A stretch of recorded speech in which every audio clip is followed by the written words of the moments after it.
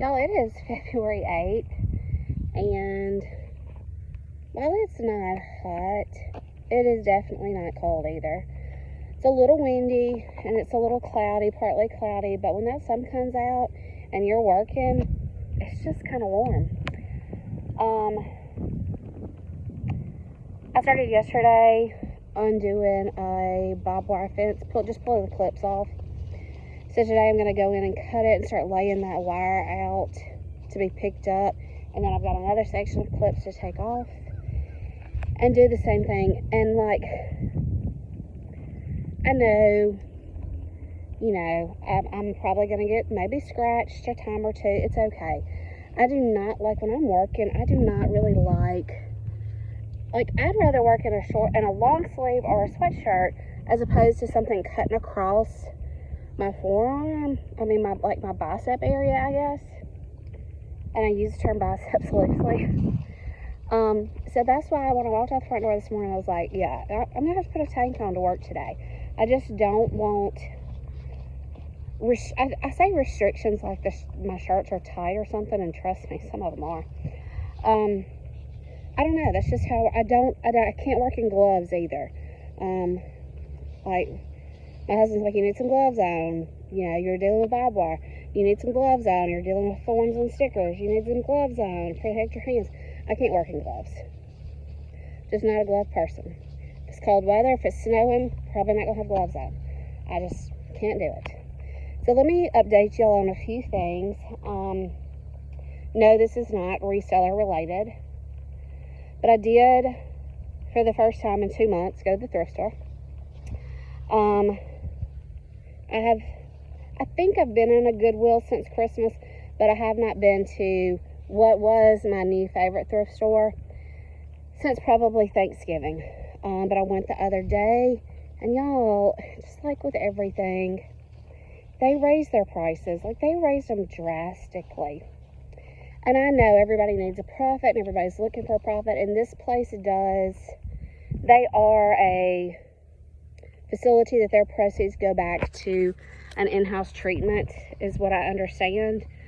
And I am all for that. If you've had addiction in your family,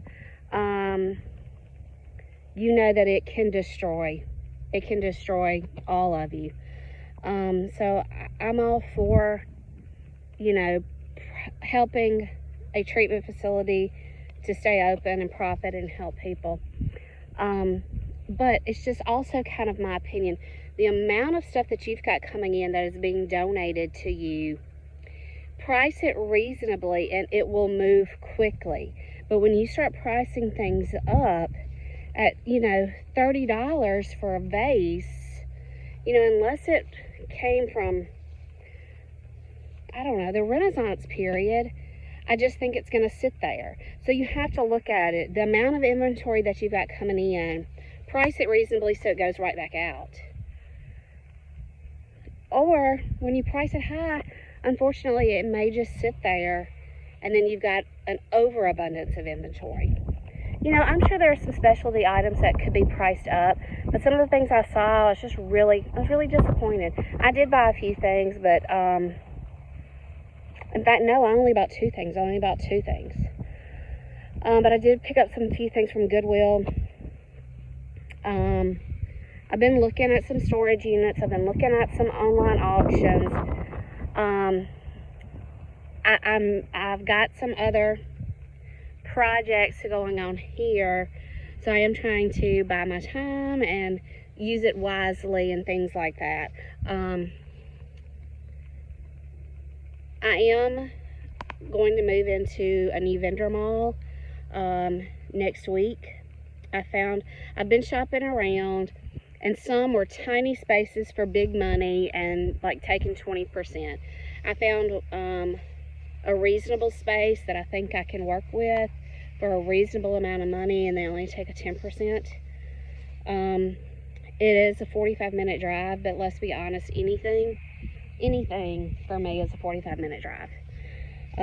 Wherever I go, if I go to a Walmart, it's a 45-minute drive, whichever direction I go. If I go east, if I go west, if I go south, it's a 45-minute drive. So I'm going to try this new vendor place, and just see what works there. So let me show y'all a few things that are going on here. My dog's out to help me. I call him a dog because he literally makes every step I make. All right, I don't know if y'all can see, but we have electric fencing up around the strawberry patch. Actually, this isn't the strawberry patch. That's the strawberry patch. This I'm fixing to plant just personal garden space. I think I'm going to do some in the next week. Some lettuce, some carrots, some broccoli, some radishes maybe. And then this will become pumpkin later, and the strawberries will become pumpkin later. I do want a summer garden, but I know my pumpkins need to go in the ground late June, and I don't know, and I could possibly be ready to be done with the summer garden late June, but then I kind of want a fall garden too. So I'm probably going to have to get Greg to disc up a whole nother area. We haven't been too long putting this electric fence up. We're already got to expand it.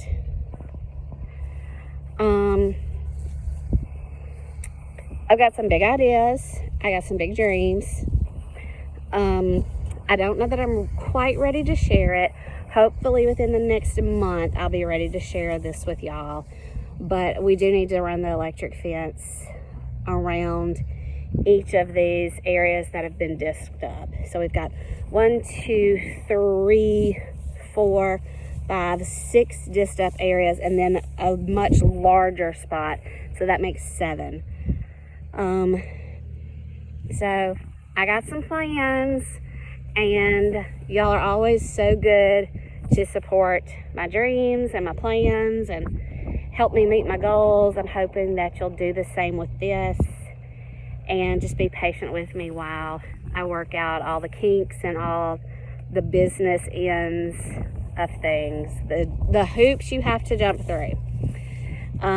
You know, I'm always looking for something that will allow me to stay home with Macy within the next year or so. So I figure if you start building something today, then maybe when you're ready, it's sustainable and it's providing profits and supporting itself. So anyway, just want to kind of let y'all in on what you're doing now. Well, it wants to focus on my finger, but that fence row right there is fixing to come up because it's just ugly. And if I have customers, hint hint, I don't want that ugly fence row there. It is a property line, but it's just a property line between us and my mother-in-law. So it's not like, do not cross this boundary. But I think we are going to set out some trees just so we know where the property line does start and stop. So anyway, once I get this fence up, I'll show y'all. So I've already got all the clips removed from here all the way down to the corner. So I'm just fixing to go through and clip at the staples and start pulling the wire off. And when Greg gets home, we'll get the tractor and pull the post up. I forgot to tell you that this morning Facebook put me on a 1-day suspension or hold or whatever, doing some inventory purging. And I posted a boys Nike tank top. Legitimate Nike. Got it from Academy Sports on their clearance. Nike tags. Everything checks out. It had 2 tiny holes here. They almost look like moth holes, but this is just cotton. So I don't know if they got snagged on something. So I said, boys Nike tank, medium. There are 2 small holes here. Don't know what happened. Still got a lot of life in it. And I was selling it for $3. And they tagged it as counterfeit goods. So I'm on a 1-day shutdown, but I did appeal it for them to look at it again and see that they made a mistake. So anyway, I guess I'll have to go to work out in the yard. Picked up this basket at a thrift store for $5, sold it locally for $15. All right, here's some sales that are going out. These 2 items sold on Poshmark. Get that off of there. This is just an all navy pair of linen pants, sold for, I think, 15, so I get like 12 back on those. This is a Dana Buckman wool sweater cardigan, sold for, I think, 21, 22. I get $16 back on that. The rest of these are local. A lot of it has already been bagged up, but anyway, that's neither here nor there. Athletic skirt, $5. Athletic skirt, $8. Athletic skirt, $8. Athletic skirt, $5. Batman tee, $3. Glass cut basket, $5. Pottery Barn pillow, $10. Hat, $15. And I probably have another $13 in sales. 13, let's see. 13, maybe $13 in one bag, $8 in another bag. Just some local stuff. I've been, posting on my Facebook page, just trying to decrease the inventory, so it's working. This is a Shirt Tails Rick latch hook wall hanging rug kit. It is new in package. It's still sealed. I think I picked this up at an estate sale for maybe $2. Sold on eBay. The buyer's all in $28.72. And after fees and the shipping comes out of that amount, I get $11.05 back. This is, the brand is Gear for Sports, but it does have the Ducks Unlimited embroidery on it. This sold on Facebook for $40, Poshmark for $40. I get $32 back. I think I picked this up at a Goodwill for maybe 8 or 10, something like that. And then this angel figurine sold. It is pewter. It is weighty. I just listed it last night on eBay and it sold overnight. The buyer's all in $23.43. This was in the last auction lot I got, where I got like 20 something angel figurines for $2. So this is just one piece out of that $2. So after fees and everything, I collect $12.21 on this piece. Now, I'll tell you more about it. All right, so I was going to talk about the angel, but side note, raining. It rained all day yesterday. I think it's supposed to rain all day today, and then again on Saturday. I think it's actually supposed to be stormy Saturday, and we have tickets to go to the rodeo, so I don't know. Anyway, my strawberries and my tulips are either going to flood or do amazing once this rain passes through. So, the angel, I got it in that lot, just like I said. I paid $2 for like 20 or 25 angels. Most of them are garbage, or they've got a broken wing. They'll go to the yard sale, basically. Always do your research. So I started looking up these Heavenly Voices pewter from the 90s angel figurines. There's probably about maybe 15 listed on eBay for like $70. And it was kind of blowing my mind, because when you go to the sold comps, people can list things for whatever they want to list it for. I can list a rock for $300. It doesn't matter. You always check the sold. You go to the filter section, you scroll down until you see sold, you toggle that over. So you want to check the sold comps. So only like 3 or 4 of these had sold. They did sell on an auction for $10. Now, I don't do any auctions, because, I mean, honestly, if you set your auction and you only get one bid for $10 and it's something that could have sold for $100, then you lost out. So I didn't see anything that sold. I did see a set of 3 or 4 that sold for almost $100, but the listing was very sketchy. There was only one picture. There was minimal information. I felt like something was really off on that posting. So seeing that only 3 had sold for $10 each, I decided to list mine at like 15. I think I listed it at, I don't know if I listed it at 15, even at 15.50 or 15.99, I can't remember. And it sold overnight, which makes me think maybe I listed it a little low, because rarely does something in my eBay store sell overnight. I just don't have that kind of traffic to my eBay store. I don't know that that's something that people are just looking for all the time. I wouldn't think so, but maybe a collector is. So anyway, it's neither here nor there, because if I don't know that it's worth $70, that's fine. You know, maybe I underpriced it, maybe I priced it just right. Anyway, I only paid $2 for 20 to 25 pieces, so that one figurine was literally just cents. So that's just I guess a word to say, do your research, look at the stuff, look at what they're listed for, how many are listed.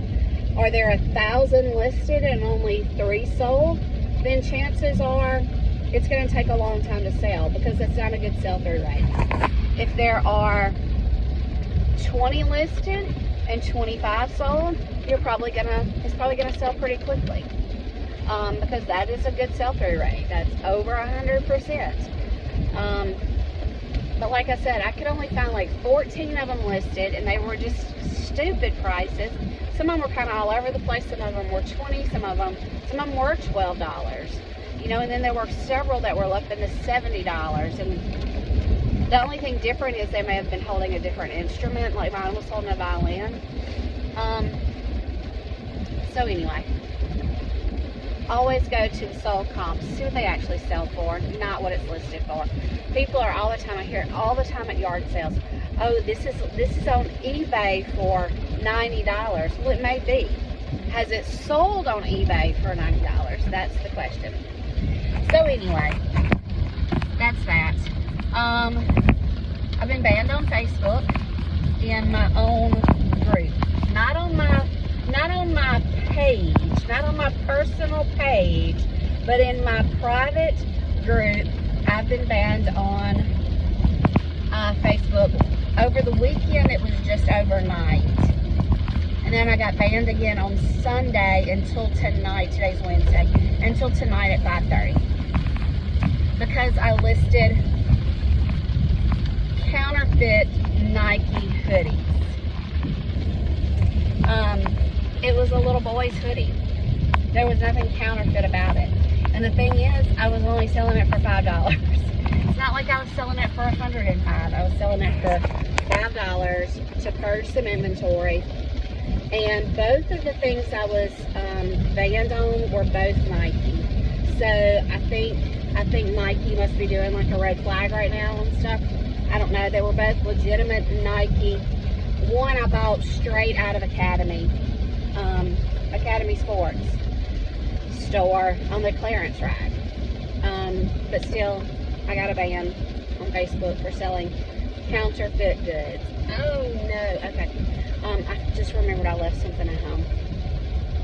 Anyway, it's raining. We'll end this video here. Maybe I'll get my Facebook back tonight. I did